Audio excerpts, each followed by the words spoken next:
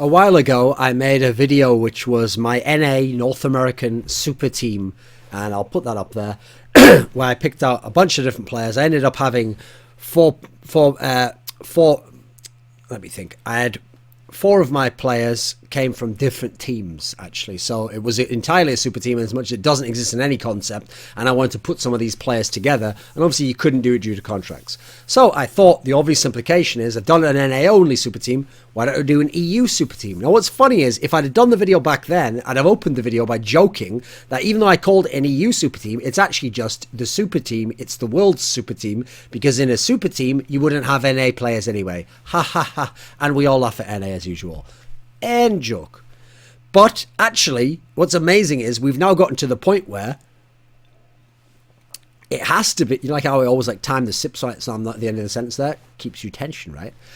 That's actually just because I was thirsty. So one of the reasons why I actually can no longer say it as a joke, though, is because, or rather why it is a joke at this point in time, entirely, is that before it wouldn't have been a joke. The best players at every position were from Europe. But now, I actually think the best in-game leader in the world is from Brazil. It's Fallen, and I'll put that video there. Fallen's the best in-game leader in the world. So actually, if I had to pick my in-game leader for this team, and it was an all-world team, I would have Fallen there. It wouldn't be a European player. So I'm actually going to make this strictly an EU player. An EU team. In fact, one day, if NA ever gets good enough, or a couple of the NA players go on for me, and maybe I'll do like an all-world team and I'll put some NA and Brazilian and EU players in. But for now, it'll be all EU. And just like in the NA one, I'm trying to make it so it's a team where it's very, very good players that they're all, but I think they would fit together too. Like I've tried to think of the way they'd fit and the dynamic of what the team would be like and the style of player I'd have. And it's not just the best 5 players.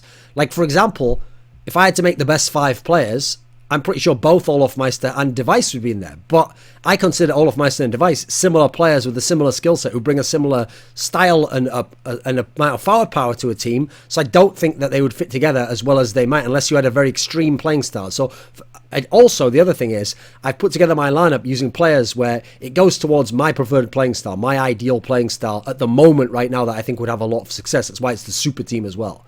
So first player I start with is an obvious one right now. It's going to be Olofmeister, the best player in the world, the most complete player in the world. He can do everything that you want in the world. He has done everything. He's a big game player. He's a consistent player. Over a tournament, he's always going to put up numbers. The key thing about Olofmeister is, though, he's not like Device in like the fall or autumn of last year. He's not like Snack soon as it's prime. He doesn't put up the like consistent numbers as in like every game. It's like the 20, 22 frags.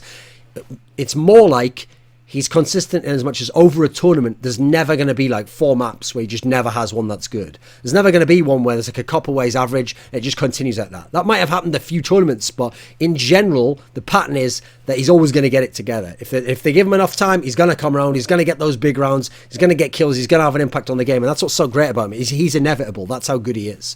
He always puts up the good numbers overall. He's good with all the rifles. He's good with the sniper rifle. He actually uses the sniper rifle like a decent amount for a hybrid. Not the most. He's someone where he's a very good pistol player. He's good in clutches. He's good at entering on certain maps. He's good at playing with a number of different teammates over the years. I think this is a guy who's one of the only all-star players who's a plug-and-play. Usually the plug-and-play guys are a guy like NBK, where he's giving up being a superstar in another role to be just a good player in the plug-and-play role that you're going to give him. Olofmeister can go into 2 or 3 different roles and still be the superstar. That's what makes him unique right now in the world. Everyone else on this list, very defined role. So I'm going to have Olofmeister partly as my entry fragger on some sites, partly as my middleman on some sites, holding small sites sometimes with Crims if he's on that team later on. On other sites, they'll hold the bigger sites, just like they swapped up Inferno and Mirage. That's how they used to play. And my second player will be Get Right. Even though you could make a case he's not the best lurker in the world anymore, when I look at the lurkers we have right now, they're not pure lurkers in the way Get Right was. Also, a lot of them, they can't make that style work. Now, Get Right can't make his all-star work either. He can't have the same kind of level of incredible impact where he's just the best player in the world by far. But he is still a really strong lurker.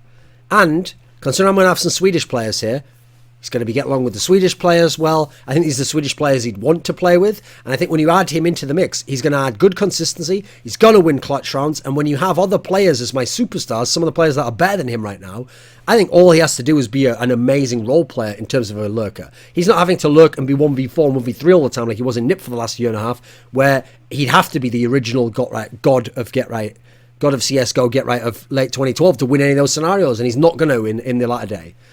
So I think he'd be in a good position to be here. And more importantly, he's one of the best players under pressure. And that's what I really need in this team. Unfortunately, people like Device, who are fantastic players, we know they have issues under pressure often. Now, as my entry fragger, I'm going to take Dupree, because I've always thought he was a good entry fragger. He was even a good entry fragger in the Dignitas of 2014, which was notoriously bad on T-side relative to how good they were on CT side and how good the other good top teams in the world were. So he's someone where he's always been able to get it done on T-side. He's always been a good entry fragger. He's very high skilled for an entry fragger. And more importantly, he's reliable. And as a final aspect, which is great, I've noticed when he doesn't have to be the star. So when Device is playing at his best, when KGB is playing at his best, that unlocks Dupree to play with no pressure. At that point in time, he's not someone who's going to choke. He's going to be reliable. He's going to do his job, and you're going to win a lot of games with that guy coming in as like a hybrid third best player in the team. You're going to have a lot of firepower, but also a lot of, I mean, the term utility is overrated now, but I mean utility in terms of the number of things you can do in the game, the number of areas you can be impactful. He's going to be very impactful on some maps. I mean, famously, I've always thought he's very good on Mirage T-side. Now, my fourth player I'm going to pick, again, it's not an order of skill, I'm going by roles, and I'm going to pick Guardian, because right now, there's no AWPer I want more than Guardian. He is a monster AWPer. He can take over whole games. Certain sides, he is a god on CT side. Some maps, not as much of a god on, like Overpass. I think he's one of the players, despite how good Navi is, that's not that impactful on that map, because you can just avoid him entirely. You can bait him out a little bit.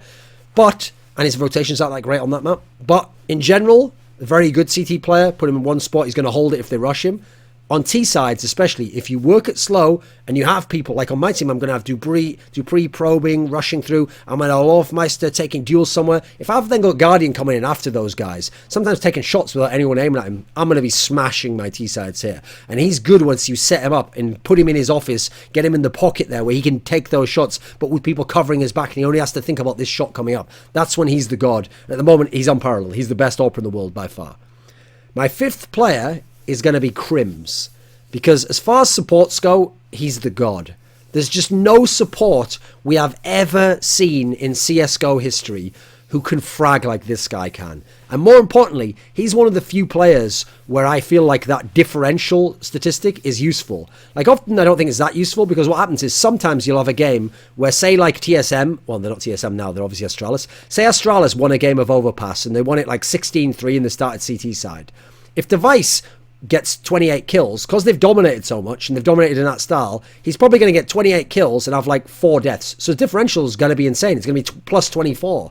But that's not the same as a Crim's plus 24, where you played a 16-14. He played both halves. He was holding a site on his own, and then on CT side, and then on T side, he was going in as the second or the first guy and working angles to help his team get entries, and then he got the plus 24. That plus 24 is insane, because there the fact he hasn't died many times while adding in good frags is an amazing impact on both aspects of the game in a way that's not to the same degree, even though the maths tell you it's the same for Device. So for me, he's the god support, because he is a pure support player. He does all the support things you want, but then he has mad fragging ability from it, and he's very consistent. His consistency with his style of play is amazing for teams like this. With Get Right and Crims, I'm going to have insane consistency across the board. Then I've got super skills from Guardian and Olafmeister, and then I've got Dupree doing one of the hard roles, but with skill as well. So I've got a fantastic balance already. Crims is amazing in clutches. The way he works through things in his brain and sets up what to do, and then even when he's in 1v2 and 1v1 situations where it's going to be difficult, like they can hide and they can bait him out, he uses his mind games to fuck with them, to make them show themselves, to make them come out, to make them retreat when actually he wants them to do that so he can fake. He's so good at prompting what he wants in their mind and playing on their fears of when he's going to be and where he can be and what he can do. Also, just as a side bonus, and this is a bonus, but it's been massive for his career, the way he works together with Olafmeister is better than any chemistry or synergy we've ever seen between two players in the history of CSGO. They can play the same sites, they can play the same sides together, they can play the same spots together. One complements the other. When they're in clutch round situations of 2vx, they're fantastic. The way they work it out, it seems almost like they can just read each other's minds and they just know what. If I do this, I know that this guy's going to do the right thing, and they just flow together. It's just fucking beautiful the way they play off each other. Also, for Crim's, a massive bonus, he's really good on both sides of the game. He's not limited to playing one side or one map. He's just good on all sides, and he's also he's pure consistency in terms of numbers and what he's going to put up. Now, you'll notice I didn't pick an in-game leader there. I'm not going to have any of these 5 people be an in-game leader. I mean, you're allowed to have in-game leaders that aren't inside the game now. You can have a coach be the in-game leader. Now, had Guardian not been a monster right now, or had some of these other players, had Olafmeister been off form, maybe I would have made some of these others the stars in the team. Maybe I would have picked Carrigan, because I think as a pure in-game leader, Fallen excluded because he's not from Europe, I still think Carrigan is one of the best in-game leaders. Has a very good mind to anti-stratting, to have setting up basic strats. That's why I think TSM, well, the now Astralis, has been good on so many maps. But I don't think his players listen to him as much. I don't think he has the players' ear as much. I think he's on a bit more shaky ground there.